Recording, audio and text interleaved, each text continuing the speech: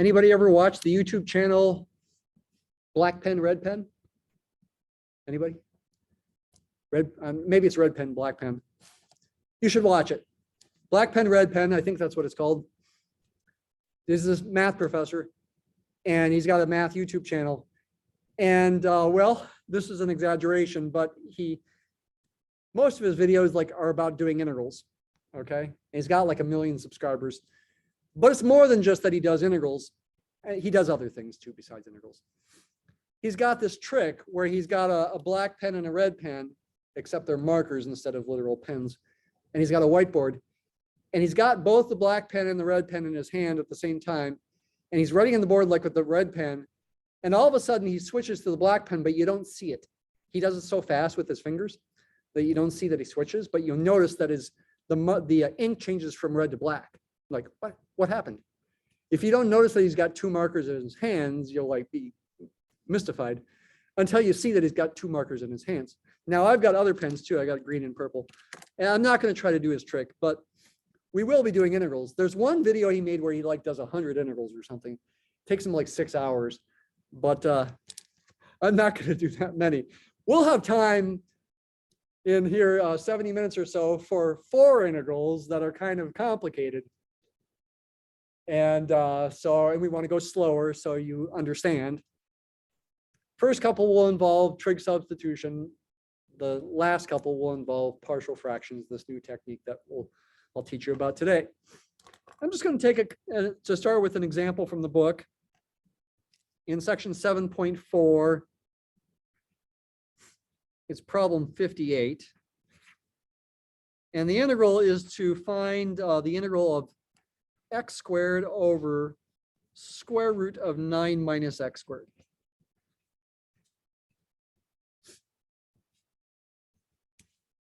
Okay. If you look at that, something like this, you should say to yourself, boy, if the top of that fraction was a constant, that would sure make it easier. I mean, there's still a 9 there instead of a 1, but probably the answer would involve the inverse sine function. But it's not a 1 there. It's an x squared. So we have to deal with it as it is. However, related to the fact that the integral of 1 over square root of 1 minus x squared is the arcsine, is the fact that we can use a trig substitution here that involves the sine function. Anytime you have a square root, or maybe no square root, as with inverse tangent example, or maybe something to the 3/2 power that involves, well, in this case, under the square root, some constant squared minus your variable squared, like we do there, with a equal to 3, it's a good idea to try a trig substitution, and a particular one, let x equal a sine theta is a good idea to try. And we are pretty much just trying. We're not sure that it's going to be very helpful. You still might get an integral that's hard to do, or maybe even impossible to do. But you're hopeful. It's in the book. It's a problem in the book. It must be doable, unless it's a problem where they say, and say if you can't do the integral or something like that. But I don't think we have any of those in this section. Probably could make examples where it's too hard. So that's what we're going to try. We're going to try letting x equal a sine theta, where a is 3. Because 3 squared is 9. Why is this perhaps a good idea? Because if right here, if I replace x with 3 sine theta, think about it with me here. X squared will be 9 sine squared theta. I'll have a 9 minus 9 sine squared theta. I could factor out a 9. And I'd have inside parentheses 1 minus sine squared theta, which is cos squared theta. And I'm taking the square root. Technically, again, the square root of something squared is the absolute value of the something, but maybe we can be lucky and get away with assuming that something is positive, so I don't need the absolute value signs, and that does happen. You don't want to forget to find dx though. Dx d theta, the derivative of this is going to be 3 cos theta. So therefore dx itself is going to be 3 cos theta d theta. It's not that I'm literally doing a multiplication there. It's just sort of a symbolic thing that helps you get the right answer here. Though again, Leibniz pretended you were multiplying, and it often doesn't hurt to pretend. Use these substitutions here. So I've got red pen, green pen, purple pen so far. I'll try to bring the black and blue pen into play here at some point. X squared on top gets replaced by 3 sine theta quantity squared. That'll be 9 sine squared theta. On the bottom, x squared also gets replaced by 9 sine squared theta. Don't forget the dx, though, is 3 cos theta, d theta.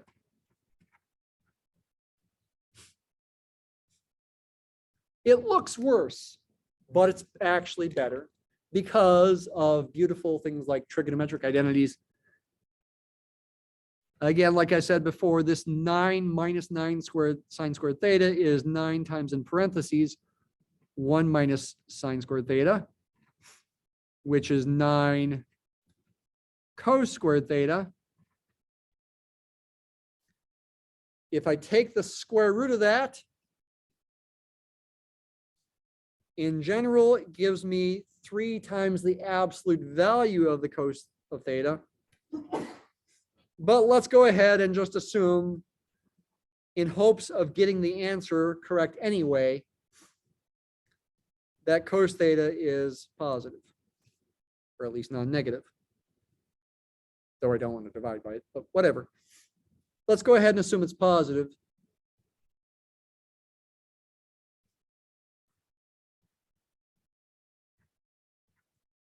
Square root of 9 is 3.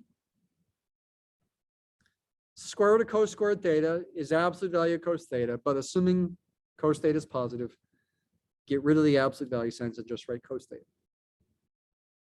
Don't forget about the 3 cos theta over here. And we're fairly lucky in this problem. This completely cancels with that. It simplifies to the integral of 9 sine squared theta, which looks simpler and is simpler. We did this on Monday. We did it 2 ways, in fact. Integrate by parts was one way, or trigonometric identity. It is quicker to use the trig identity, but you got to remember it. Let's go to black pen now. Sine squared theta is equal to 1/2 minus 1/2 cos 2 theta. No matter what theta is, that's true. That's an identity. It's not an equation to solve for theta. It's true no matter what theta is. You can check it with your calculator. Also multiplying by 9, so I get the integral of 9/2 minus 9/2 cos 2 theta. And that's a good idea because now that's a relatively easy integral to do. Integrate 9/2, get 9/2 theta. Integrate 9/2 cos 2 theta. I hope you can do it in your head by now to be 9/4 sine 2 theta. Then don't forget your plus c. We're not done, right? We got to get things back in terms of x. It is a good idea at this point, if you use this method with trigonometric identity, to use another trig identity, a double angle formula. Sine 2 theta turns out to equal 2 sine theta cos theta. That ends up being helpful to use to simplify in terms of x. And that's what I'm about to do. Here's our final color, blue. I need to use this equation to help me simplify. Blue is hard to distinguish from purple, but they are different here. That's the equation I need to help me simplify here.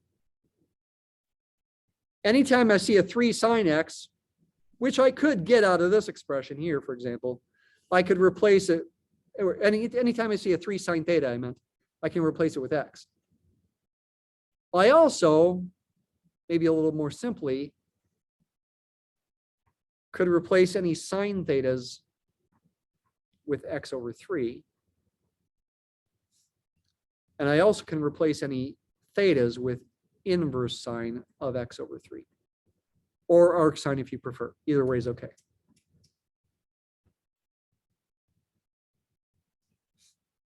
Calculators use inverse sine, inverse cosine, inverse tangent. Mathematica uses arc sine, arc cos, arc tan with capital letters. For arc sine, for example, it's capital A and also a capital S.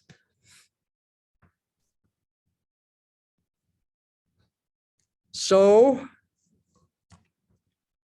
this theta here can be replaced by inverse sine x over 3. That's what that theta gets replaced by. Let me do a little simplification here. The 2 cancels with the 4 there to get a 9 halves. So then I get a minus 9 halves, replace sine theta with x over 3. What about cos theta? I got to find the cosine of the inverse sine of x over 3. There's 2 approaches people typically take to do that. One is to draw a right triangle and think about SOHCAHTOA. And that's fine. And in fact, for the next problem that we're going to do is probably the better way to go. You also could use the trig identity that cos squared of a number plus sine squared of that same number is 1. Let's do it both ways just to illustrate it here. If you draw a right triangle and label one of the other angles as theta, let's say it's this one here, theta, which for this problem is inverse sine of x over 3. Because of that, if you make that assumption, you can label the sides of this triangle and you can therefore find its cosine. We know the sine of this angle, if the angle really is inverse sine of x over 3, its sine is x over 3. Think about this. SOHCAHTOA. Sine is opposite over hypotenuse. I'm saying the sine of this angle is x over 3. So I could just make this be an x and this be a 3. Is that the only labels I could use? I mean, what if the length of this is not 3, but 6? Then I could call that one 2x and that one 6. Or this one 3x and that one 9. Or this one 4x and that one 12. Doesn't matter. You might as well use the simplest one. Then use the Pythagorean theorem to figure out the length of the other side, because I'm going to have to take the cosine of this angle, which is adjacent over hypotenuse. I'm not going to show the work, but if you use the Pythagorean theorem, this side's going to end up being square root of 9 minus x squared. I'll let you figure that out. This squared plus that squared better equal that squared if you check that it works. Pythagorean theorem. So the cosine of this angle is adjacent over hypotenuse, square root of 9 minus x squared over 3. It's a 9 there if you can't quite tell. Plus c. Making our final answer, 9 halves inverse sine of x over 3. Simplify a little bit. These 3's cancel with the 9 to leave a minus 1/2 x square root of 9 minus x squared plus c. Let me know if you think I make a mistake. I think everything's okay. Let's check it with Mathematica.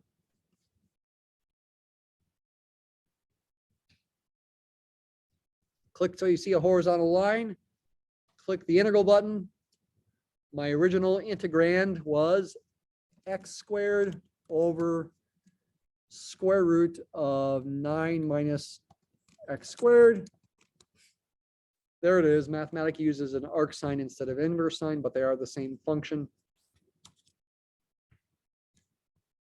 We have a match. Okay. I would encourage you to check this by differentiation as well. You'll need the product rule, you'll need the chain rule, you'll also need to combine fractions by getting a common denominator after you differentiate both of these. And everything should simplify down to that in the end. Can I clarify anything? Not saying it's easy, but what I'm saying is you got to try things and keep working at it to get better. Nothing this hard shows up on the gateway, but these do show up sometimes in applications. So they're worth learning about. Next problem is a modified version of number 62. So again, section 7.4, number 62 modified.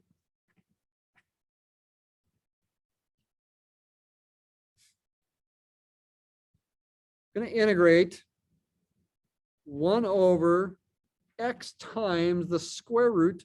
And here's where I'm modifying it. The book puts a 1 next. I'm going to put a 9 plus 16x squared.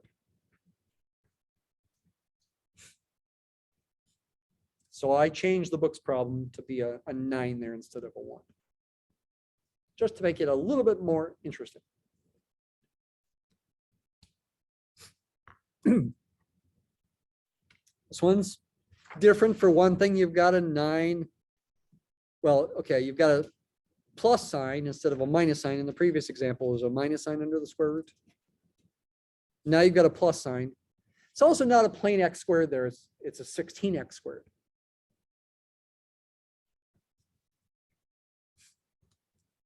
A little bit of guidance is when your integrand involves a squared plus, I'm not going to write x squared this time. Let me write it as a y squared. But y could depend on x. In fact, for this example, y is going to depend on x. I'm going to think of the 16x squared as 4x quantity squared, and the y is going to be the 4x, and a is still going to be 3. When that happens, you want to replace y with a tangent theta.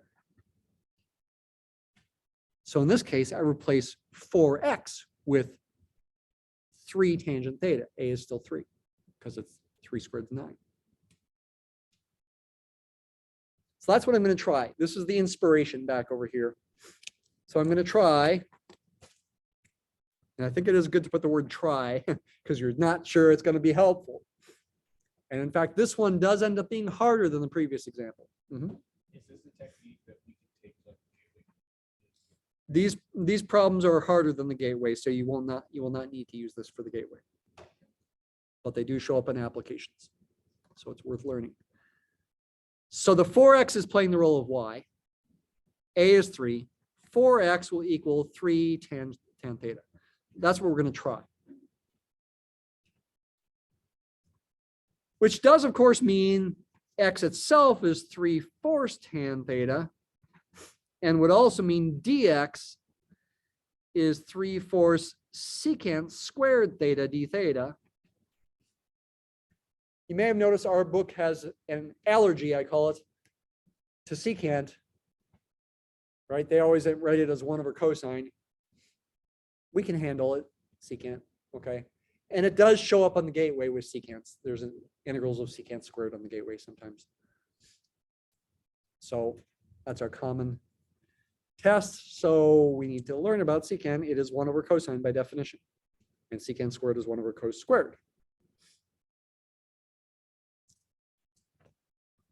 So that's going to all be helpful. What else might be helpful? Might be helpful to solve this for theta. This is equivalent to tan theta divide both sides by 3 being 4x over 3. And so theta itself is inverse tangent of 4x over 3. So all that is backdrop that we hope is helpful. Let's use it.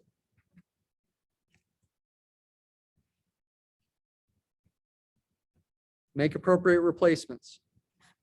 This x here can be replaced by 3/4 tan theta.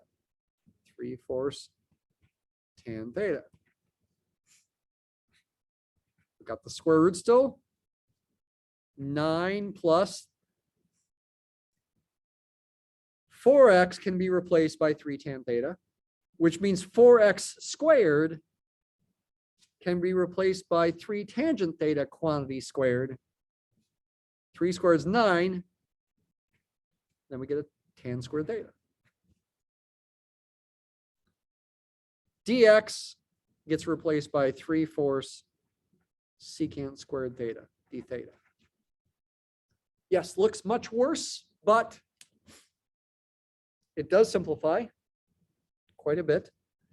However, the final integral that we get still is difficult to do, but doable. We will be able to do it. One thing that happens right away is the 3/4 cancel. Also, under the square root, you can factor out a 9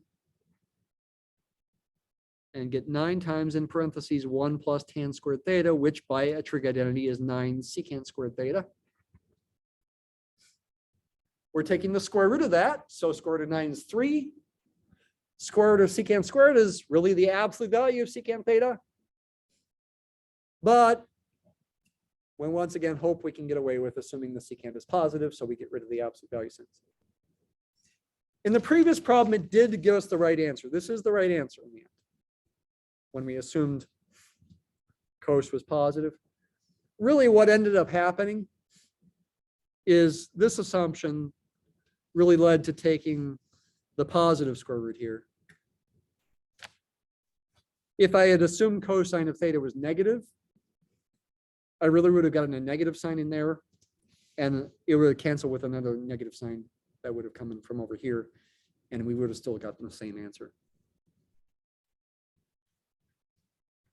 I guess I did forget to do it the other way. I forgot to do it with the trig identity. I mean, evaluating cos theta.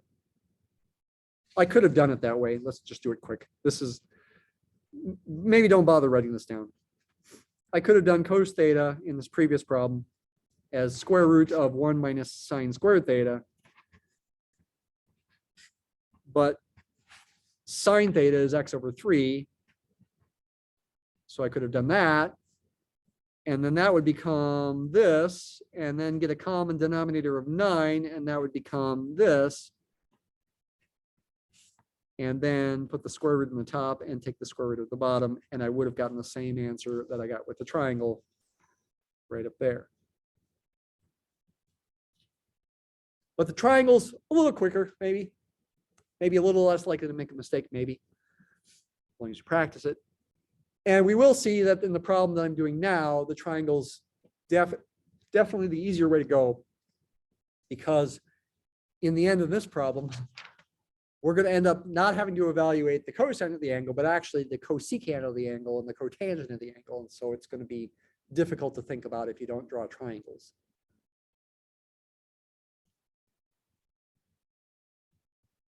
But anyway,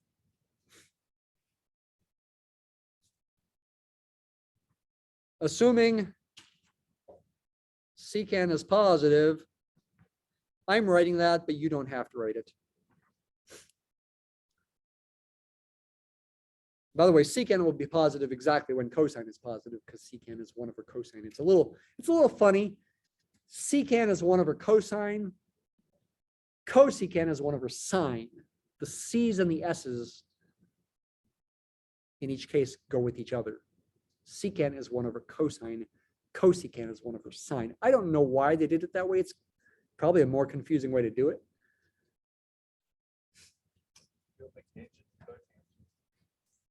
Yeah, I don't know. Still have to be careful. The 3/4 canceled. I'm looking up here. I still have the tangent theta. I still have a 3. The square root of 9 is 3 in the bottom. square root of secant squared, assuming secant is positive, is just secant. And I still have this secant squared up on the top. So it's a little simpler. I can make it more simple by canceling one factor of secant. And then at this point, I'll bring the 1/3 out in front. I think it's probably best to write everything in terms of sine and cosine. And then it's actually going to be best to, after that, to go back to representing things in terms of cosecant. I'm dividing by tangent, 1 over tangent, which are really the same as cotangent. Let's cosine over sine. And secant to the first power is 1 over cosine.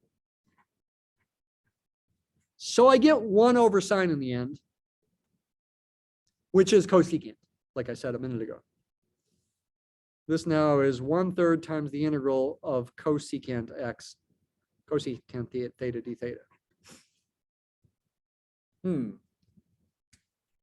It's simple looking, but just like the integral of secant last Friday, it's tricky.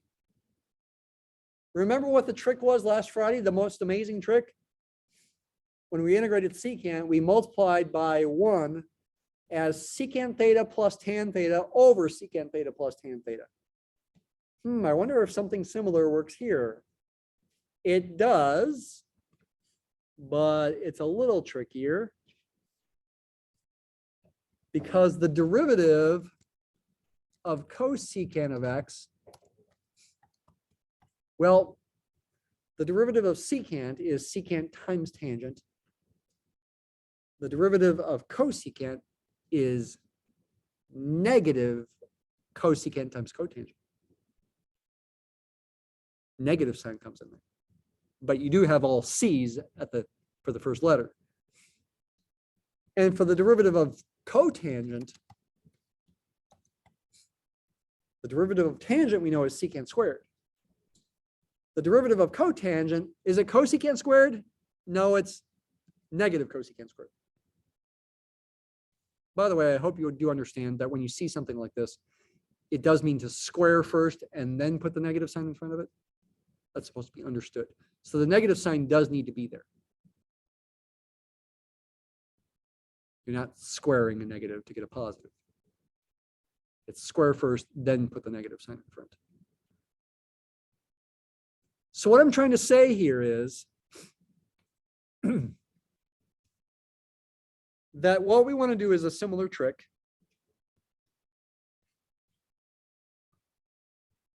Multiply by a disguised form of 1 that is a big fraction.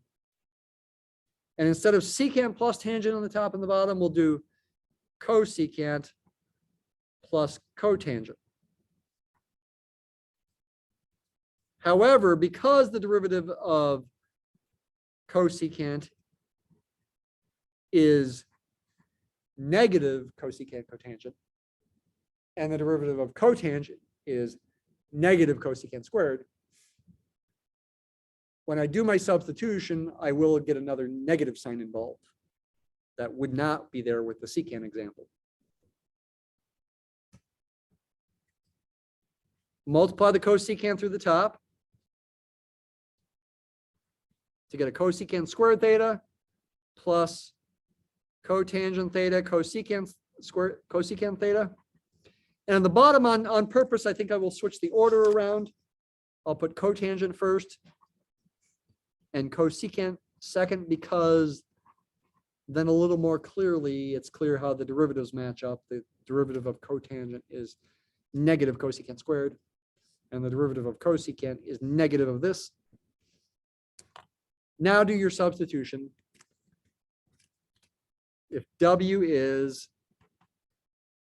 cotangent theta plus cosecant theta, so that the bottom becomes a W and we get a natural log of W when we integrate, dW is going to be negative, in parentheses, negative cosecant squared theta minus cotangent theta cosecant theta d theta.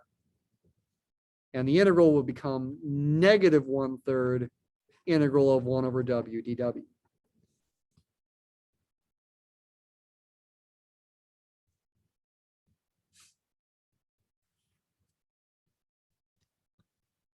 That's going to give you negative 1/3 natural log of the absolute value of w plus c, which will become then negative 1/3 times the natural log of w is cotangent theta plus cosecant theta plus c.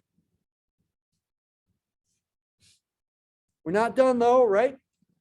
Got to get everything back in terms of x. Ugh. Yeah, it's a long problem.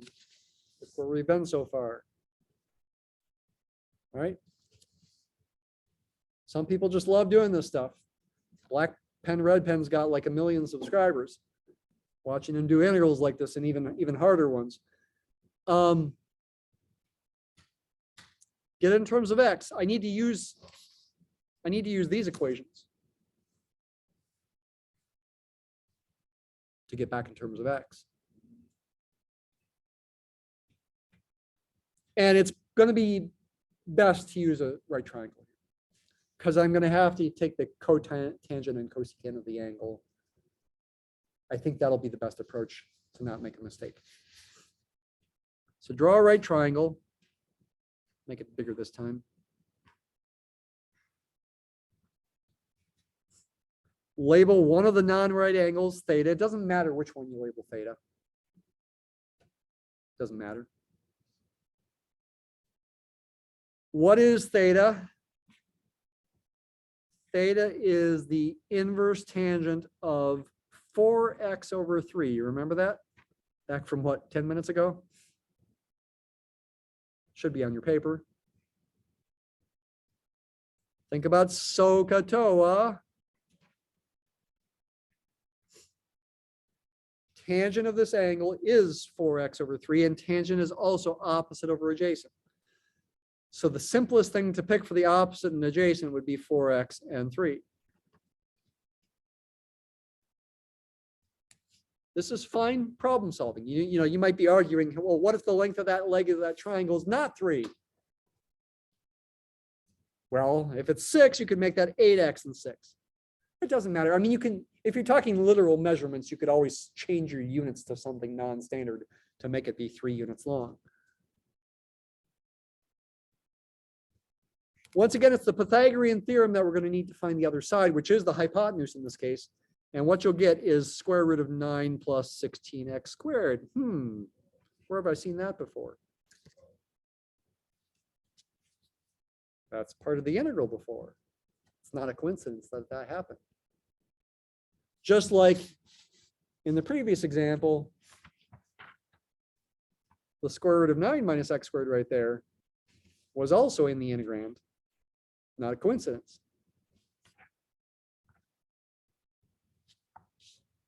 All right, we're almost done.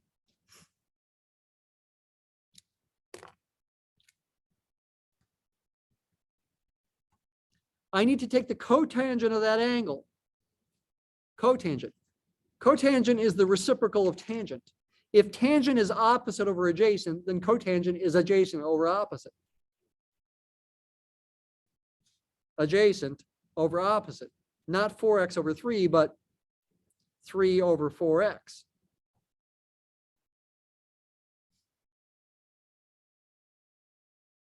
Cotangent is 1 over tangent. That means since tangent is opposite over adjacent, 4x over 3, that cotangent is adjacent over opposite, 3 over 4x. And the cosecant is the reciprocal of sine. Again, the C and the S switch. Sine is opposite over hypotenuse. Therefore, cosecant is hypotenuse over opposite. That over that.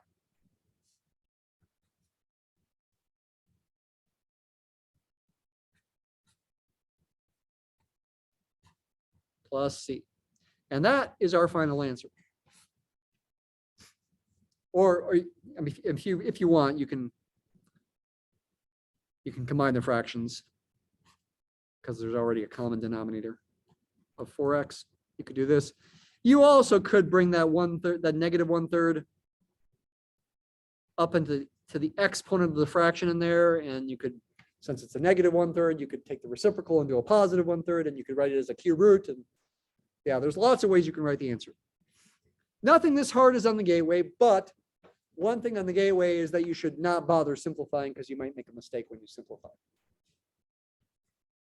However, sometimes using properties of logarithms to simplify can help you for an application, like a differential equation. It might help you to simplify the logarithm using properties of logarithms so that you can actually solve the differential equation. Question? Nope. It's not 3 plus 4x. No. Square root of a squared plus b squared is not a plus b. Yeah. No, not that one. No, I'm going away.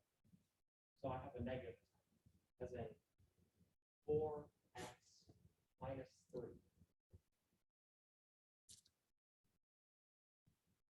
Are you saying combine it with that one? And you'll have to show me after class. I'm not sure what you're saying. This is, you want to leave it like one of these in the end. Is it right? I tried doing the integral on Mathematica in the first section, and Mathematica's answer was confusing. I will show you what happened. Let's just try it by differentiation first. Let's differentiate this thing and see if it simplifies to the right thing. Negative 1/3 times log is actually Mathematics' natural log. Mathematica is written by Stephen Wolfram, who is a physicist, and physicists always write natural logs as log. As contradictory as that seems, they say that, you know, natural log is the best log, so why not just call it log, right? That's the justification. Actually, advanced mathematicians do that as well. Not very simplified. What if I do / simplify? Hey, there we go. It does work. However, if you try doing an integral symbol, copy and paste this here, oops. The answer looks different and involves our old friend from last week, the arctange function. Or did we do arcsinch last week? I forgot. Was it arcsinch? Okay. Arctange. Is that still right?